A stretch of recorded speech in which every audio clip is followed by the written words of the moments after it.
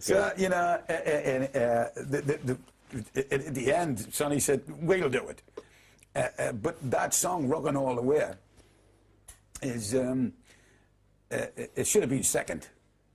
Straight after Rock and Roll Train. I think that should have been straight there because it just... It's a single. You know, I don't want to say too much, but, you know, when the Stones were at their heyday, when, you know, like Jumpin' Jack Flash and Brown Sugar, to me, that reminds me of that kind of just abandoned... Malcolm and Angus, as two guitarists, shine. They just shine. And Cliff and Phil are just... It's almost, it's unbelievable. All I had to do was go, you know, I could have done anything. Yeah. I could have farted and it would have sounded good.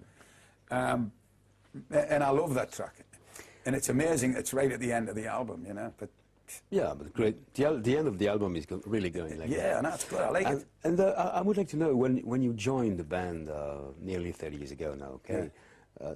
Did you expect what has happened? I mean, the first album you made with the band, Back in Black, is now only in the States, I think it's 22 million copies. 64. No, in the States it's 22, I think. Is it? At 64, the whole world. Oh. But you sold, I think, 150 disappointed, million. no? No. Oh, good. 22 million copies. No, mate. Did you expect I'm it? sad now. I'm leaving. Yeah. Okay. Can I go with you? Yeah, that's good. Have a beer. Yes, okay. No problem. No, but seriously, it's incredible what's happened for you. You left Geordie, which was a small band in England, little bit known. Yeah. And I would like also to ask you, if you remember the first gig, I think, the first gig you did with the guys was in Belgium. Namur, Belgium. And I was there. Yeah, I'll never forget it as long as I live. And you remember that? I mean, it was like that. Like this, yeah. I remember we were supposed to start at about 8 o'clock. And the promoter came and he said, we're going to have to put the start back. Why? Well, we're going to make the room bigger because it was a big sports hall, remember? Yeah. He said, we're going to pull the things out wider and push it back a bit more because there's more people than we expected. Okay. You know, I was getting ready again, you know, just a half an hour. There's going to be another delay. Why? We're going to pull it back a bit more. And anyway, they kept on, they did it twice. And I said, okay, definitely 9 o'clock. And I'll never forget, I went on stage. Do I forget that gig? I'll never forget it as long as I live. Okay. I walked on and I just saw all these banners. Rest in peace. On, you know. And I went, oh boy, what have I let myself in for? Oh my God, it's it's impossible. You know, how am I ever going to do this, you know? And everywhere. But right in the middle of it, there was one banner, a big one, and it just said, good luck, Brian. That's all I needed. Yeah. I just went, phew, and that's what I wanted. I just went, oh. Yeah, but I think you were very quick adopted by everybody around the world. Yeah. It was wonderful. And the first thing I did, we did two songs. Oh, gosh, darn it, what were the first two songs was, it was Bad Boy Boogie and the other one. Anyway, I sang the same lyrics to both songs. I was so nervous, I sang the first song, and then I sang the second one with the same words, because I couldn't hear anything with the noise. And I could see the audience going, they don't sing the same as me. And he's going, well, he must be avant-garde rock and roll. He's singing anything he wants. And I finished it, and I was going, oh, God, what have I done? And Malcolm looked at us, and he went, the fuck was that? It was terrible. And I'll never forget, it was the first time we sang Back in Black. Because all the songs were finished, and I went, yeah! And we sang Back in Black. And we finished, and they went, beep, beep. It was, you know, people were going, what's this? You know, because half of them hadn't heard it yet. Of course. And they were going, I could see them going, oh shit, they don't like it. You know, it was really, I was going, oh my God. So, you know, And we did another, which shook me all night long, which, you know, with people going, No, but this song was #1 in Belgium. yeah, She shook me like that. yeah, As a single. yeah.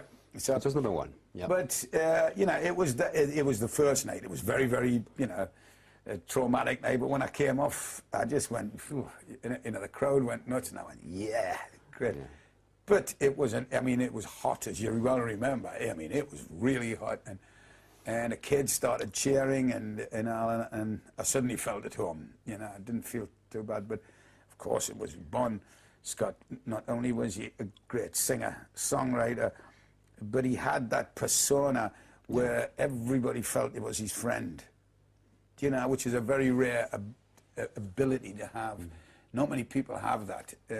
You know, and he had that with that lovely smile, that lovely wink. You know, that cheeky swagger, you know, where he wasn't after your woman, you know, it wasn't that, you know, jutting thing, or proud or pompous. It was just a thing, you know, look at this, I'm just kidding, you know. And he didn't threaten the guys, you know, with his, after the women, the guy wanted to go out with him, you know, have a drink with him just as much as his woman wanted to fuck him, whatever, you know. It was a special thing he had. And nobody can hope to copy it. I just had to do as best I can and just be me. And yeah. and I think that's why the boys got us, not because I sounded like Bon. You know, it's still very difficult for me to sing Bon songs because Bon had a beautifully, you know, like this, like kind of a nasally velvet thing. You know, you know, and it's you can't copy it. You know. Do you sometimes have heard or do you have seen some AC/DC cover bands? Oh yeah, I saw a great one. There are lots of I saw this AC/DC cover great bands. one. Yeah, the chicks, they were girls, Yeah. and they were called Hell's Bells. Some are very good. Oh, these guys were brilliant, and the Hell's Bells were spelled with an E after the L, the bells. And the girl was a black singer, and oh God, and the song Back in Black from start to finish. That was the set. And I was mightily impressed. I mean, I was just stunned at what this girl could do. She had, because she was a black girl with a voice like an angel, you know.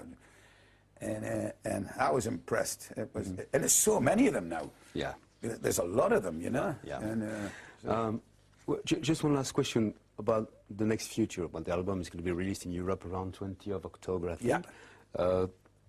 I suppose it's released worldwide. Yes, I think so. I suppose you are touring. Yeah, we're going to start touring. Yeah.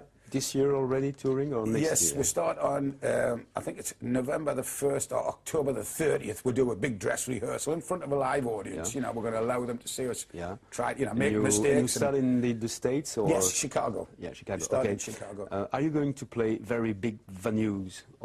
Because some rumors said they're going to be only stadiums, which is not very enthusiastic because the sound is not it's I think AC/DC must...